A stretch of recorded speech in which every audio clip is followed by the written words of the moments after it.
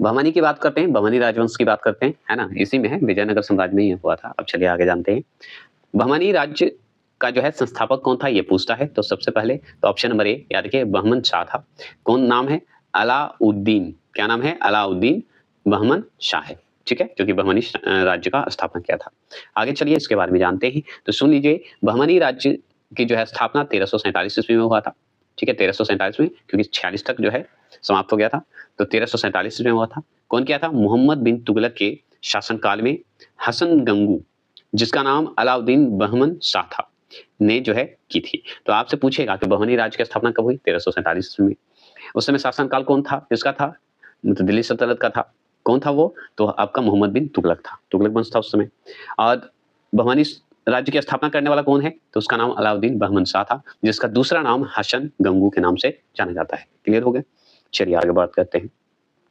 आगे है कि अलाउद्दीन बहमन शाह, जिसे हसन गंगू कहते हैं, ठीक है, ने क्या किया? गुलबर्गा को अपनी राजधानी बनाया तथा उसका नाम बदलकर जो है क्या रख दिया? नाम बदलकर गुलबर्गा को अपना नाम बदल के क्या कर दिया? इसे कर दिया हंसानाबाद कर दिया, ठीक है, हंसानाबाद कर दिया। तो गुलबर्गा का दूसरा नाम हंसानाबाद, जो कि बहमनी राज्य की राजधानी थी। उसने साम्राज्य, कौन? हसन गंगू, जिसे अलाउद्दीन बहमन शाह बोलते हैं, उसने साम्राज्य को 4 प्रांतों में जो है एक तरह से क्या किया? विभाजित किया। कौन कौन में विभाजित किया? तो गुलबर्गा, जो कि कर्नाटक में पड़ता है, दौलताबाद महाराष्ट्र में पड़ता है, वरार, जो कि महाराष्ट्र में ही पड़ता है, और बीदर, जो कि अभी वर्तमान में कर्नाटक में पड़ता है। तो आपसे पूछेगा 4 प्रांत का नाम बताइए, तो बताइएगा गुलबर्गा, दौलताबाद, वरार और बीदर। याद रखिएगा, जो कि गुलबर्गा वर्तमान में कर्नाटक में है, दौलताबाद महाराष्ट्र, याद रखिएगा, वरार महाराष्ट्र और बीदर कर्नाटक, जो कि विभाजित किया था, बांट दिया था। कौन बांटा था? अलाउद्दीन बहमन शाह बांटा था। 12वां प्रश्न की बात करें तो बीजापुर किस लिए प्रसिद्ध था? बताइए, बीजापुर किस लिए प्रसिद्ध था? तो ऑप्शन नंबर बी, गोल गुंबद के लिए प्रसिद्ध था। किसके लिए प्रसिद्ध था? गोल गुंबद के लिए प्रसिद्ध था। अब चलिए जानते हैं। गोल गुंबज या गोल गुंबद जो है बीजापुर के सुल्तान एवं बहमनी शासक मोहम्मद आदिल शाह का जो है मकबरा है।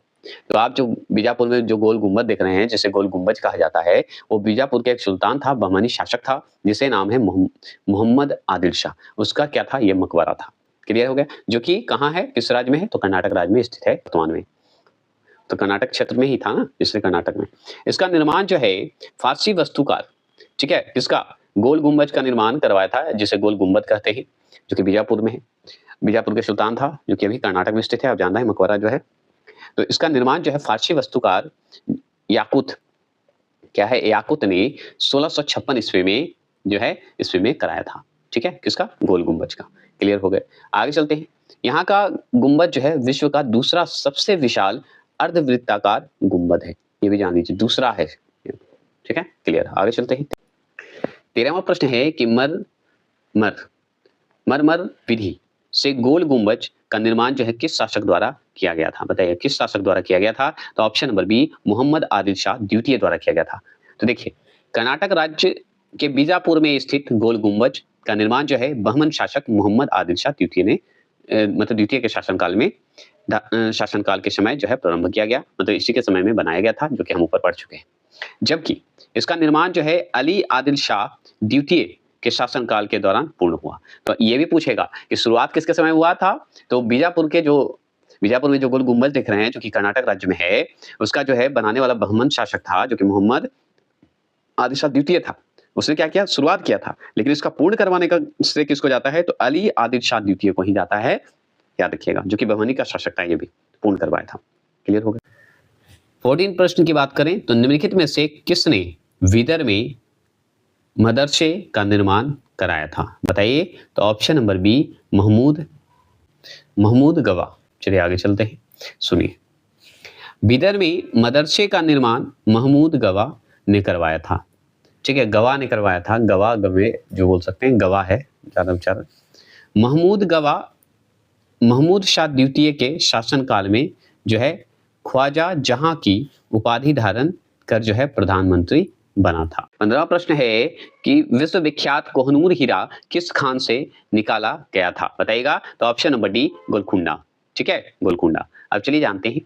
तो देखिए, बाहरी आवाज इग्नोर करिएगा। प्रसिद्ध कोहनूर हीरा गोलकुंडा जो है आंध्र प्रदेश की कोल्लूर खदान से प्राप्त किया गया था। आगे चलिए, यह एक ऐतिहासिक नगर है जो कि एक किला एवं भग्ना अवशेष नगर है। क्या है? भग्ना अवशेष नगर है। तो भग्ना अवशेष नगर है, लेकिन अभी भी कई देश कोहनूर हीरा को अपने होने का दावा करते हैं, मतलब अपने होने का दावा करते हैं, लेकिन निकला है भारत से ही। भारत का है, लेकिन सब लोग अपना अपना बोलते हैं। ठीक है, यहाँ पे 16वां प्रश्न है कि होयसल स्मारक पाए जाते हैं, तो वो पाए जाते हैं ऑप्शन नंबर बी, याद रखिएगा, हेलीवीडू और वेल्लुरु में पाए जाते हैं। तो होयस स्मारक जो पाए जाते हैं वो हेलीवीडू और वेल्लुरु में पाए जाते हैं। क्लियर हो गए? अब चलिए जानते हैं। देखिए, विष्णुवर्धन जो है होयसल वंश का एक वीर और प्रतापी राजा था, ये भी जान लीजिए। होयसल वंश का वीर और प्रतापी राजा कौन था? विष्णुवर्धन थे, जान गए। उसने द्वार समुद्रम को अपनी राजधानी बनाया। तो किसने जो है द्वार समुद्रम को अपनी राजधानी बनाया? तो वो बनाए विष्णुवर्धन ने, जो कि किस वंश से संबंध रखते हैं? होयसल वंश से संबंध रखते हैं। और ये द्वार समुद्रम को किस नाम से जाना जाता है आधुनिक में? हेलीवीडू, याद रखिएगा। तो हेलीवीडू की राजधानी बनाए थे विष्णुवर्धन, ये भी बोल सकते हैं। आगे बात करते हैं, जो वर्तमान समय में कर्नाटक के हासन जिले में स्थित है, जो है होयसल स्थापत्य कला का अद्भुत केंद्र है। सोचिए, मतलब होयसल वंश का जो है राजधानी था ये आपका हासन, जो कि द्वार समुद्रम कहते हैं। ये स्थापत्य कला का अद्भुत केंद्र बन गया था उसमें, तो अद्भुत केंद्र माना भी जाता है अभी भी। यहाँ के प्रमुख स्थापत्य कला का उदाहरण है पे होयसलेश्वर, केदारेश्वर मंदिर, याद रखिए, ये सब मंदिर है, याद रखेंगे। चिन्ह केशव मंदिर, ये सब जो है आपका प्रसिद्ध है स्थापत्य कला के रूप में, स्थापत्य कला के रूप में प्रसिद्ध है ये। और ये जो चिन्हकेश्वर मंदिर देख रहे हैं वो बेल्लूर मंदिर के भी जानते हैं, जाना जाता है, बेल्लूर कहते हैं अभी, याद रखिएगा, बेल्लूर। ठीक है कि दक्षिण भारत के जो है पोलीगार कौन थे? बताइएगा, दक्षिण भारत के पोलीगार कौन थे? बताइए। तो ये हमारे ऑप्शन नंबर सी, क्षेत्रीय प्रशासन और सैन्य नियंत्रक थे। ठीक है, आगे जानते हैं कौन है। देखिए, 16वीं से 18वीं शताब्दी के मध्य दक्षिण भारत के शासकों के द्वारा नियुक्त किए गए क्षेत्रीय प्रशासक और सैन्य नियंत्रकों के वर्ग को दी जाने वाली सामंतवादी उपाधि पोलीगार कहा जाता था। क्या कहा जाता था? पोलीगार। नियंत्रक होते थे या क्षेत्रीय जो प्रशासक होते थे उन्हें कहा जाता था, ये उपाधि दिया गया था पोलीगार का। क्लियर हो गए? दक्कन के मुस्लिम राज्यों के गठबंधन ने तालीकोटा में विजयनगर की सेना को पराजित किया, याद रखिएगा, जो कि तालीकोटा में विजयनगर साम्राज्य को पराजित किया था, मुस्लिम राज्य का जो एक गठबंधन था। परिणाम स्वरूप इस क्षेत्र की शक्ति जो है मुस्लिम शासकों या स्थानीय सरदारों के हाथों में आ गया था। 18वें प्रश्न की बात करें, निम्नलिखित युग्मों पर विचार कीजिए। निम्नलिखित युग्मों पर विचार करना है, तो याद रखना है ऑप्शन नंबर डी जो देख रहे हैं केवल 3 होगा सही। क्यों होगा? क्योंकि देखिए, निकोलो कोंटी जो है, ये याद रखना है, उपरोक्त में से कौन सा सम्मिलित है? तो यही है निकोलो कोंटी, जो कि देश कहाँ का है? इतावली का है, याद रखिए। इतावली मतलब इटली का बोला जाता था उसमें, याद रखिए। 16वीं सदी के पुर्तगाली लेखक, ठीक है, 16वीं सदी में पुर्तगाली लेखक फर्नो नूनीज ने क्या किए? विजयनगर की जो है यात्रा की। ठीक है, विजयनगर की यात्रा की फर्नो, याद रखिएगा। फारसी यात्री जो थे अब्दुल रज्जाक ने जो है देवराज द्वितीय के शासनकाल में विजयनगर का यात्रा किया था। ये सब बताया जा रहा है। फारसी यात्री अब्दुल रज्जाक देवराज द्वितीय के शासनकाल में आए थे। पुर्तगाली लेखक थे फार्नो, वो भी विजयनगर की यात्रा किए थे। 16वीं शताब्दी की बात हो रही है। आगे बात करते हैं, इटालियन यात्री थे जिसको हम निकोलो कोंटी, जो कि 15वीं सदी के जो है पूर्वार्ध बोलते हैं, मतलब 1420 ईस्वी के लमसम में, ठीक है, में विजयनगर आया था। कौन? इटालियन यात्री, जिसे इतावली बोलते हैं। क्लियर हो गए? देखिए, 19वां प्रश्न है, निम्न में से किस बहमनी सुल्तान ने राजधानी गुलबर्गा से विदर स्थानांतरित किया? बताइएगा। तो ये और कोई नहीं, option number C, Ahmad Shah Bahmani ने किया था। अब चलिए जानते हैं। तो सुनिए, अहमद शाह बहमनी बोला जाता है क्योंकि बहमनी वंश का था। अहमद शाह ने वारंगल पर आक्रमण किया और उसके अधिकृत प्रदेशों को अपनी सल्तनत में मिला लिया, मतलब अपने राज्य में मिला लिया। नवविजित प्रदेशों पर अपने शासन को जो है सुदृढ़ करने के लिए, मजबूत करने के लिए वह राजधानी जो है गुलबर्गा से विदर ले आया। इसके पश्चात उसने मालवा, गोंडवाना, ठीक है, गोंडवाना तथा कोंकण की ओर जो है ध्यान दिया। मतलब सोचिए, राजधानी को सिर्फ कब्जा करने के लिए और भी विस्तार करने के लिए, बढ़ाने के लिए, जो नहीं जीता था वो जीतने के लिए उसने राजधानी को गुलबर्गा से भीतर ले आया और फिर मालवा, गोंडवाना, कोंकण की ओर ध्यान दिया, मतलब उसकी ओर बढ़ा। प्रसिद्ध सूफी संत जो थे, उस समय की बात हो रही है, तो प्रसिद्ध सूफी संत कौन थे इसके समय में? प्रसिद्ध सूफी संत जो थे गेसुद राज की संगीत के कारण उसे बलि या संत भी कहा जाता था। इसमें प्रश्न है कि विजयनगर के राजा कृष्णदेव राय ने गोलकुंडा का युद्ध किस राजा के विरुद्ध लड़ा था? तो ऑप्शन नंबर ए कुली कुतुब शाह के शासनकाल में लड़ा था। विजयनगर के राजा कृष्णदेव राय ने जो है गोलकुंडा का युद्ध गोलकुंडा के सुल्तान कुली कुतुब शाह के साथ जो है लड़ा था। कौन लड़ा था? कृष्णदेव राय जो है लड़े थे। तो गोलकुंडा का युद्ध के नाम से जाना जाता है। तो आपसे ये भी पूछता है किसके किसके बीच हुआ? तो राजा कृष्णदेव राय और कुली कुतुब शाह के साथ हुआ था। अब देखिए, गोलकुंडा में जो है कुतुब शाह वंश की जो है स्थापना कुली कुतुब शाह ने की थी। ये तो अब क्लियर है। और जानिए, जब कृष्णदेव राय उड़ीसा के साथ युद्ध में व्यस्त थे, तब कुतुब शाह, जो कुली कुतुब शाह ने विजयनगर की सीमा पर स्थित पांगल और गुंटूर, ठीक है, गुंटूर के दुर्ग पर आक्रमण किया। अब बरांगल जो क्षेत्र था, बरांगल विद्दू बोला जाता है, कोड विद्दू, फिर से सुन लीजिए यहाँ पे, बरांगल, कोड बिंदु आदि किलो पर अधिकार कर लिया था। कौन? कुतुब शाह। क्लियर हो गया? चलिए आगे चलते हैं। इसके बाद क्या हुआ? तो इसके बाद उसने विजयनगर पर जो है आक्रमण करने का प्रयास किया। कौन? कुतुब शाह ने किया था, कुतुब शाह ने किया था। कृष्णदेव राय और कुतुब शाह के बीच जो है संघर्ष हुआ, जिससे कुतुब शाही सेना जो है पराजित हुई। मतलब कुतुब शाह पराजित हो गया था, कुतुब शाह का जो सेना था वो पराजित हो गया था, ये जान लीजिए। 21 क्वेश्चन नंबर है, ज्यादा क्वेश्चन नहीं है, 25 है। 21 है कि विजयनगर का प्रसिद्ध हजारा मंदिर किसके शासनकाल में निर्मित हुआ? बताइएगा। तो ये हुआ था ऑप्शन नंबर ए, कृष्णदेव राय के समय हुआ था। चलिए आप जानते हैं। तो देखिए, हजारा मंदिर कर्नाटक के हम्पी में स्थित है। हम्पी में स्थित था, ये आप जानते हैं। हजारा मंदिर जो है कर्नाटक के कहाँ? हम्पी में स्थित था। हजारा राम मंदिर कृष्णदेव राय ने बनवाया था, ये भी जान लीजिए। हजारा जो राम देख रहे हैं, हजारा मंदिर के नाम से जो जानते हैं, वो कृष्णदेव राय ने बनवाया था।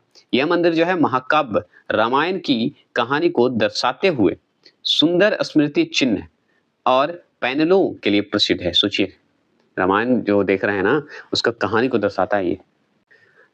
22 क्वेश्चन नंबर है कि पुर्तगाली लेखक नुनीज याद रखिएगा, के अनुसार जो है विजयनगर साम्राज्य में महिलाएं निम्नलिखित में से किन क्षेत्रों में जो है निपुण थी? महिलाएं निपुण थी, सोचिए, बताइएगा।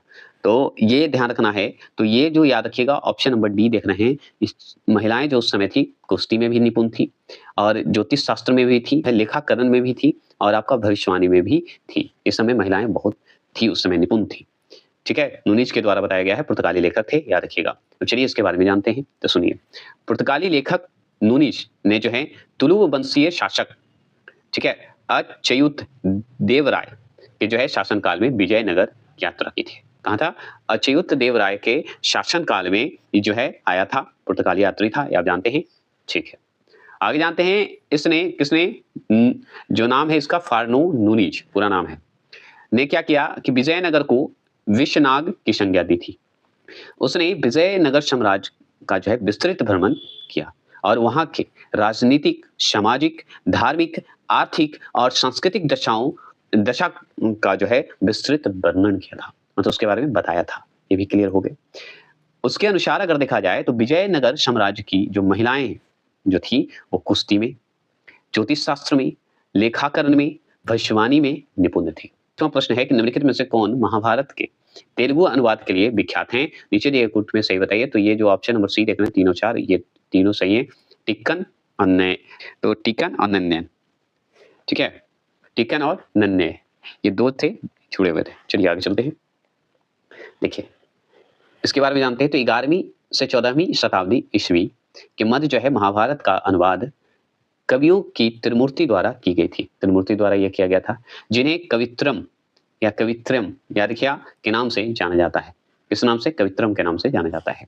जो कि तीन मिलकर किए थे, जिसमें नन्ने हैं, टिक्कन हैं नन्हे हैं, टिक्कन है और एरन है। ये सब जो है 3 मिलकर लिखे थे, याद रखना है, जिसमें 2 का दिया था, 1 का नहीं दिया था, एरन का, ठीक है? आगे बात करते हैं। ये जो नन्हे हैं वो आंध्र प्रदेश के कवि थे।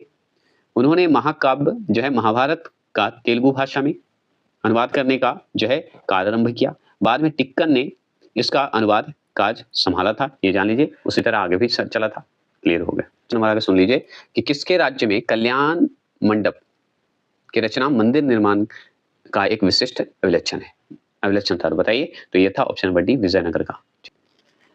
14 मतलब 14वीं से 16वीं शताब्दी के दौरान विजयनगर साम्राज्य जो है दक्षिण भारत का एक प्रमुख साम्राज्य था, ये आप जान लीजिए। साम्राज्य अपनी वास्तुकला और संस्कृति उपलब्धियों के लिए जाना जाता है, ये आप जान के। आगे बात करते हैं। मंदिरों का निर्माण साम्राज्यों की संस्कृति का एक अभिन्न अंग